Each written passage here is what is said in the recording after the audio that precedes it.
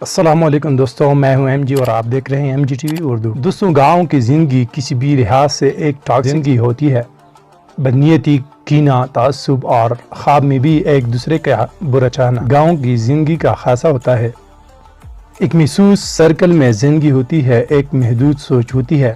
ذات پات میں فلاں تم فلاں، زیادہ تر توانائیاں منفی سوچ اور دوسروں کو زیر کرنے میں خرچ ہوتی ہیں۔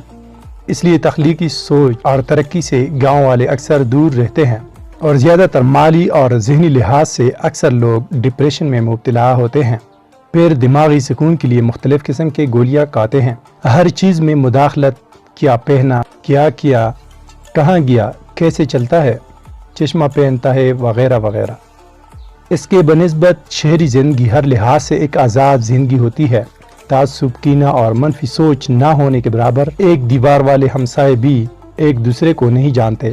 ذات پات سے بے خبر، ہر کوئی اپنے کام سے کام رکھتا ہے، کوئی دوسروں کی زندگی میں مداخلت نہیں کرتا۔ کسی نے کیا پہنا، کہاں گیا، کیا کسی کو کوئی پرواہ نہیں۔ وہاں زیادہ تر توانائیاں ایک دوسرے کو گرانے جیسے نیگیٹو سوچ کے بجائے مثبت کاموں میں صرف ہوتی ہے۔ گاؤں میں زیادہ تر دشمنی، لڑائیاں وغیرہ اسی وجہ زیادہ ہوتی ہیں کہ گھر میں اکیلا کماتا ہے اور 20 لوگ کھاتے ہیں، اور وہ 20 آوارہ گھومتے ہیں۔ اگر گھر کے تمام افراد اپنے اپنے کاموں میں مصروف رہے تو انہیں موقع نہیں ملے گا غیبت اور لڑائی کا، اور وہ فضول میں اپنی انرجی ضائع نہیں کریں گے۔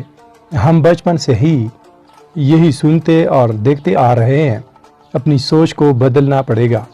اللہ تعالی ہمیں سمجھنے اور نیک عمل کرنے کی توفیق عطا فرمائے، آمین۔ Subscribe!